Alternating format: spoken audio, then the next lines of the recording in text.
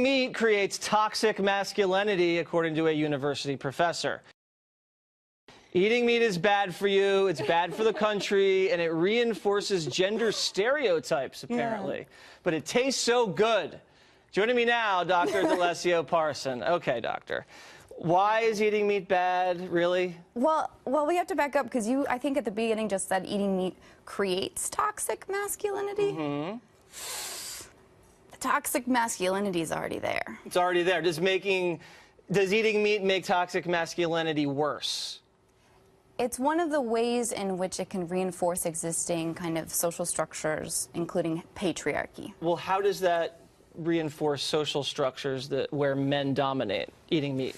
Yeah, it's really complicated. We'll break it down for a... How about this, though? You said we had 4 or 5 minutes, right? Just keep it simple. How does eating meat make the genders unequal?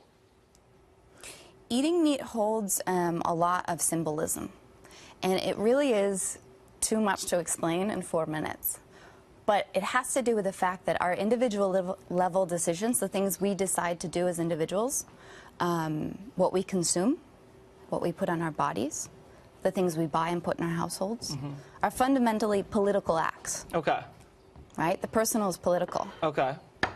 So I'm having a steak right now because I'm starving. I hear you. I wish I could have half of that, but this doesn't look vegan, and I'm trying to be vegan. You're a vegan?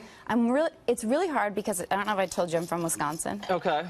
And cheese was like one of my favorite things. See, that looks pretty good. That's a little rare, medium rare. Yeah. Got some nice dead animal, dead cow hanging on your fork. Is this bad that I'm eating meat?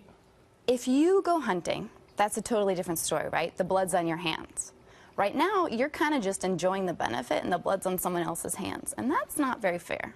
What if they want to hunt meat, or what if they want to raise cattle? Oh, totally, but the idea of killing and taking a life, that we should really deeply consider what that means for us as human beings. You know, people have said you should judge a society by how it treats their animals. And it'd be great if we had universal health care for our animals. Universal health care for animals, that could be expensive. We can afford it, look. Really? Because we're $20 trillion in debt. I got some money. Do you care more about people or animals? I care about our world, and I think in order for us to achieve a more sustainable future, particularly regarding what's happening with climate change, we need to figure out how the 7.6 billion of us on this planet can be good neighbors. And we're really bad at being good neighbors right now. Okay, so why should I be a good neighbor to a squirrel? Well, you don't have to worry about, if you don't want to worry too much about the squirrel right now, the squirrel's part of nature, right? If you keep killing nature, what's going to happen to us, right? If we as people keep killing nature. Me too, right? Like, I still eat cheese a lot. It's not like something that's going to be perfect. We're never going to be perfect at it. But what if you're just hungry and the animals are there for us to enjoy for dinner, for lunch, God said for breakfast? So.